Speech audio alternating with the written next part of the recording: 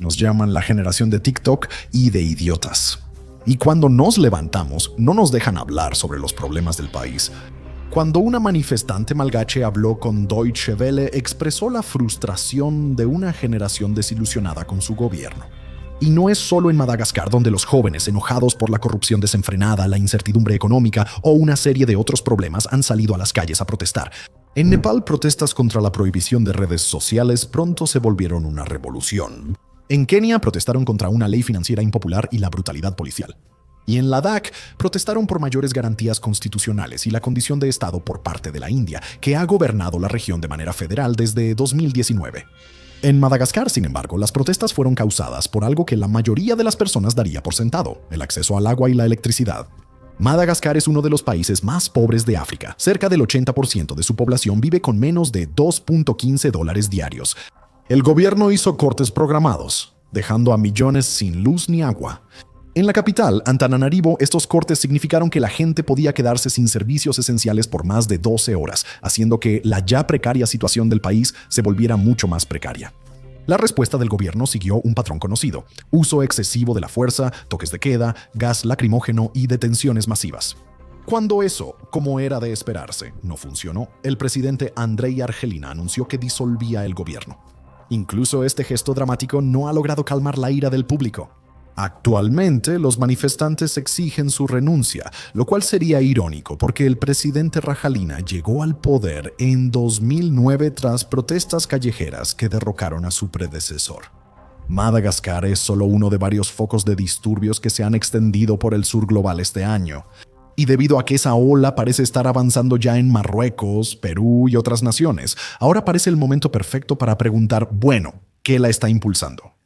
¿A dónde irá después? ¿Y qué significa para el sur global? El principal factor de estas protestas son las cuestiones demográficas. Los países de todo el sur global están experimentando un auge juvenil, un fenómeno en el que una gran parte de la población está compuesta por niños y adultos jóvenes. Justin Lin, ex economista jefe del Banco Mundial, afirma que el auge juvenil se da en países en desarrollo cuando el Estado reduce la mortalidad infantil, pero las madres mantienen alta fertilidad. En teoría, un auge juvenil debería ser algo bueno. Con más jóvenes en la fuerza laboral, la tasa de dependencia o proporción de población no laboral frente a la laboral disminuirá. Si estos jóvenes pueden estar plenamente empleados en actividades productivas, la economía del país debería prosperar. Dado todo el pesimismo demográfico en lugares como Europa y Estados Unidos, este parece ser un problema bastante bueno para tener. Pero hay posibles desventajas. Si todos esos jóvenes no pueden encontrar empleo, una situación que se está volviendo cada vez más común en todo el mundo, entonces ya no suele ser la economía la que explota, sino toda la nación. El desempleo empeora porque más jóvenes acceden a la educación superior que antes. Sin embargo, un título ya no asegura empleo ni una carrera estable, ya que estas economías no han crecido lo bastante para absorber a tantos graduados. Sin querer decir lo obvio, pero este es un problema realmente grande. Santosh, un joven de Nepal, lo expresó de esta manera: aquí hay un gran problema laboral. Incluso con título, muchos no encuentran trabajo y deben irse al extranjero. Quienes encuentran trabajo solo ganan entre 100 y 150 euros al mes, insuficiente para vivir. El doctor Ricardo Whitty Frank, profesor en la Universidad Nacional de Australia, afirma que esta brecha entre expectativas y realidad puede llevar a los jóvenes a disidencia más radical. Advierte que los jóvenes sin empleo tienen menor costo de oportunidad para involucrarse en conductas riesgosas. Al no sentir que tienen algo en juego en el sistema, están más dispuestos a desafiarlo, a veces violentamente. Ahora, esto también es cierto en gran parte de Occidente, donde la cantidad de personas con títulos universitarios ha superado por mucho el número de empleos bien remunerados para graduados. Pero lo que hace que estas quejas sean aún más pronunciadas en países como Marruecos, Perú o Madagascar es lo visible que se ha vuelto la desigualdad económica. No solo la desigualdad, también la corrupción de las élites.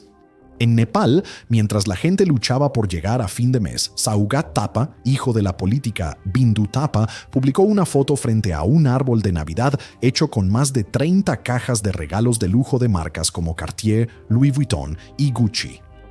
Esto enfureció tanto a los jóvenes que acudieron a las redes sociales usando los hashtags NepoKids y NepoBabies para criticar lo que veían como la extravagancia de una clase corrupta protegida de las luchas diarias que enfrenta el nepalí promedio. En Kenia, mientras el gobierno promovía la austeridad por la crisis de deuda, el presidente William Ruto y el secretario de gabinete Kepchumba Merkman usaron camisas y relojes de diseñador de miles de dólares. En Indonesia, los parlamentarios aprobaron una asignación mensual de vivienda de 50 millones de rupias, unos $3,000, además de sus salarios, casi 10 veces el salario mínimo de Yakarta. Sin embargo, la reacción no se trata solo de la opulencia que muestran los funcionarios públicos y sus familias. Se trata de lo que esas imágenes significan en sociedades ya agobiadas por problemas económicos. Si los líderes piden a los ciudadanos apretarse el cinturón pero usan ropa de diseñador o cierran calles por la boda de la hija de un político, la brecha se vuelve imposible de ignorar. Para los jóvenes que solo buscan sobrevivir, es una provocación descarada. Y es aquí donde llegamos a la diferencia clave entre las protestas que estamos cubriendo en este video y otras protestas recientes que han tenido lugar en países como Francia y Gran Bretaña. En Occidente, la desigualdad y corrupción de las élites es indignante, pero rara vez los gobiernos toman decisiones que te dejen sin alimentar a tu familia y se burlen abiertamente. Nunca olviden al diputado indonesio que llamó a quienes criticaban su vida lujosa las personas más tontas del mundo. Por eso países como China han tomado medidas contra las demostraciones de riqueza, temiendo el descontento social. Pero no es solo la desigualdad en sí lo que es único de esta época y de estas protestas. No, también hay otro factor. Uno que se ha arraigado en todas nuestras vidas durante los últimos 15 años, más o menos. Uno que hoy en día es omnipresente incluso en naciones pobres como Madagascar. Hablamos, por supuesto, de las redes sociales.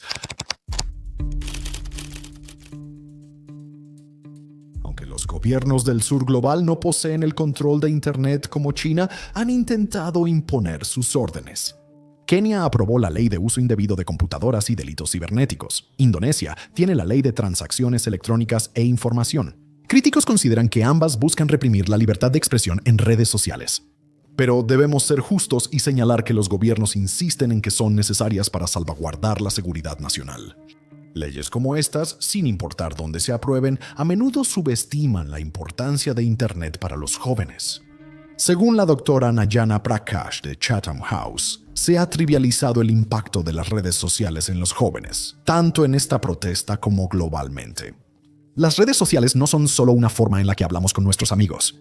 Es una forma en la que nos sentimos conectados a cualquier tipo de red en la sociedad, tanto a nivel local como global. La generación Z es la primera generación que creció con acceso generalizado a Internet. Y para ellos es más que solo una fuente de entretenimiento y documentales intrigantes presentados por hombres calvos y expertos. Herramienta para aprender y conectar con su comunidad.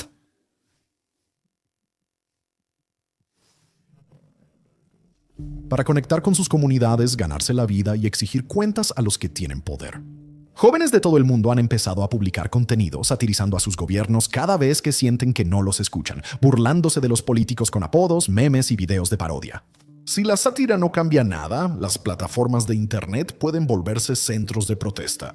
Aplicaciones de mensajería encriptada como WhatsApp y Telegram se convierten en centros de mando para coordinar a los manifestantes, mientras que plataformas sociales como TikTok e Instagram se transforman en estaciones de transmisión para transmitir en vivo la brutalidad policial.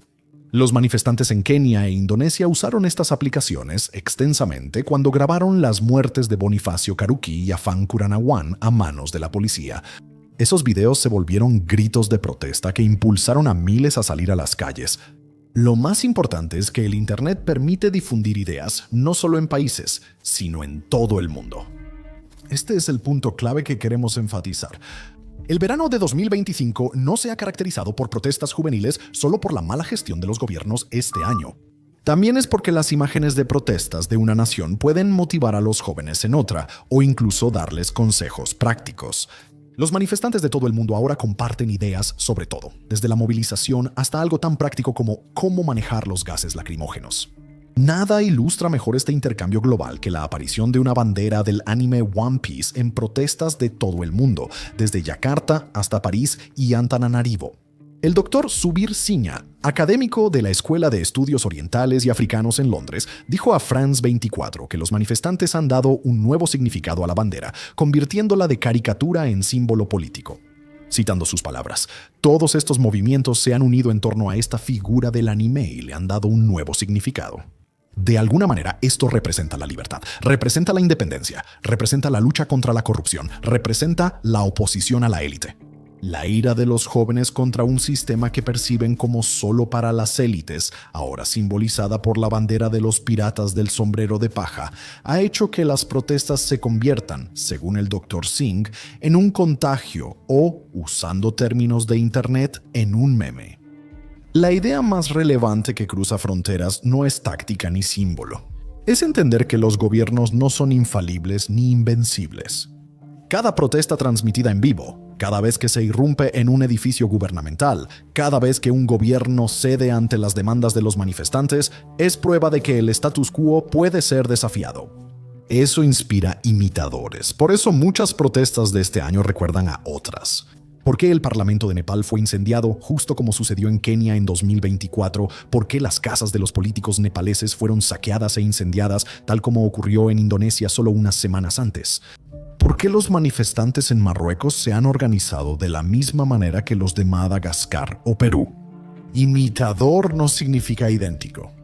Porque aunque algunos ya han empezado a hablar de una primavera asiática, la realidad es que la revolución de Nepal es una excepción. En la mayoría de las otras naciones afectadas por las protestas de la generación Z, los gobiernos siguen en pie y en algunas incluso se han vuelto aún más arraigados. Aunque estas protestas comparten un ácido desoxirribonucleico común, sus resultados han diferido significativamente dependiendo de factores como la reacción de la élite política y el nivel de organización de los jóvenes. Algunas han llevado a cambios políticos tangibles, mientras que otras se han desvanecido, lo que subraya el hecho de que copiar una protesta no garantiza el mismo resultado. En Kenia, tras protestas contra la Ley Financiera 2024, el presidente William Ruto la retiró, atendiendo una demanda clave de los manifestantes. Fue aún más lejos, disolviendo su gabinete y prometiendo reformas importantes. Sin embargo, ahí fue donde se detuvo el impulso. En semanas buscó a la oposición para fortalecer su gobierno con un acuerdo de coalición de base amplia. Luego volvió a contratar a muchos de sus antiguos ministros y a quienes no retuvo les dio puestos cómodos, a menudo como embajadores, para asegurar su lealtad. ¿Y el proyecto de ley de finanzas? Según Kimani Ichung'wah, líder de la mayoría en la Asamblea Nacional, aprobaron la mayoría de sus disposiciones en diciembre de 2024, solo 5 meses después de las protestas mortales. Kenia es un ejemplo perfecto de lo que sucede cuando el gobierno ha perfeccionado el arte de la rendición de cuentas performativa. Al conceder algunas demandas e implementar reformas mínimas, el gobierno ganaba tiempo y buena voluntad, esperando que la falta de atención y el cansancio desgastaran el movimiento. La estrategia funcionó, pues las protestas posteriores, incluso una mortal este verano, no lograron la masa crítica de junio de 2024, cuando el Parlamento fue satelital. Por lo tanto, el gobierno ha podido implementar su agenda sin oposición. Las protestas en Kenia mostraron los límites de los movimientos sin líderes para sostener la presión a largo plazo. Sin instituciones, no había cómo responsabilizar al presidente Ruto por sus promesas. A diferencia de Nepal, donde los manifestantes destituyeron al ex primer ministro K.P. Sharma Oli. Los manifestantes nepaleses lograron lo que los de Kenia no, por una razón clave. El gobierno de coalición que apoyaba a Oli ya estaba al borde del colapso. Oli solo se convirtió en primer ministro después de que 2 de los partidos más grandes de Nepal, el Congreso Nepalí y el Partido Comunista de Nepal, formaran un gobierno de coalición. Los 2 partidos son rivales históricos y sus ideologías son diametralmente opuestas. La coalición entre ambos estaba destinada al fracaso y las grietas eran evidentes antes de que el primer joven levantara una bandera de anime. Tras las protestas, el Congreso nepalí pidió a Oli asumir la responsabilidad por la violencia y advirtió que el final estaba cerca. Los jóvenes nepaleses aprovecharon la división política para destituir a un gobierno impopular y lograr un gobierno interino afín a su causa. Y no se han detenido ahí. Liderados por Sudan Garang, un ex disc jockey de 36 años y fundador de la organización no gubernamental Hani Nepal, el movimiento ha comenzado la transición de la protesta callejera a la política electoral. En entrevista con Start Here de Al Jazeera, Garung confirmó que se postulará y lanzará un partido para unificar al sector juvenil en las elecciones de marzo. Kenia y Nepal muestran los extremos de los resultados de estos movimientos juveniles. Se hacen concesiones performativas para calmar la ira pública y mantener el statu quo. Por otro lado, hay un cambio radical que transforma todo el panorama político de una nación. Pero predecir en qué parte de este espectro termina un país mientras las protestas aún están ocurriendo es una tarea bastante difícil. Madagascar, por ejemplo, parece estar inclinándose hacia el modelo de Kenia después de que el presidente disolvió el gobierno, pero aún así mantuvo su poder. Esto es geopolítica, donde los hechos pueden cambiar rápido entre que grabamos y publicamos el video. Para cuando estés viendo esto en YouTube, Madagascar bien podría tener un nuevo presidente, lo que lo empujaría firmemente al grupo de los países pobres. Es más sencillo ubicar a un país en el espectro. Visto en retrospectiva, Indonesia se acerca más al modelo keniano. Según Liam Gammon, investigador de la Universidad Nacional de Australia, los manifestantes indonesios se toparon con un muro de unidad de las élites. Esto permitió al gobierno salir del paso con cambios superficiales, como reducir beneficios de legisladores, ignorando la mayoría de las 17 más 8 demandas propuestas por activistas para atender sus preocupaciones.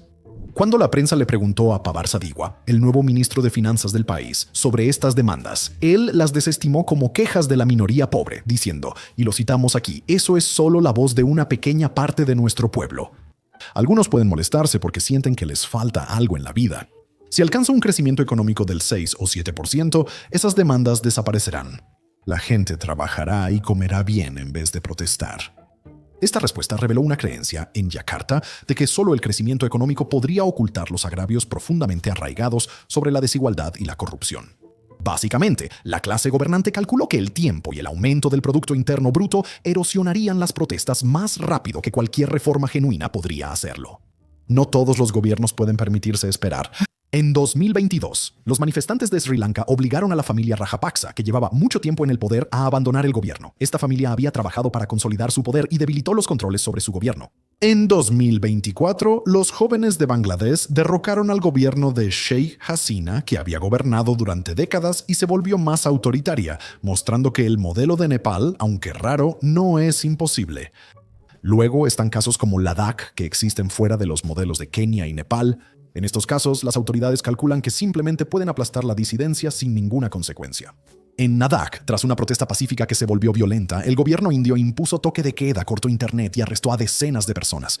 Casos como este suelen ocurrir cuando las protestas están confinadas a áreas pequeñas o cuando la comunidad que protesta tiene poca capacidad para influir en las elecciones nacionales. Ladakh es hogar de menos de 300.000 personas según el último censo y en una nación de 1.400 millones representa menos del 0.02% de la población de la India. Sus preocupaciones pasan desapercibidas en Nueva Delhi y para el gobierno de Narendra Modi la represión tiene un costo insignificante. Una represión similar de las protestas ocurrió a principios de este año en la nación caucásica de Georgia. En ese caso, porque los oligarcas se mantuvieron en línea mientras el gobierno reprimía. Si los rumores son ciertos, el presidente de Serbia podría estar preparándose para lo mismo. Es una realidad que los jóvenes de todo el mundo estarán considerando mientras sopesan la decisión de llevar sus frustraciones a las calles.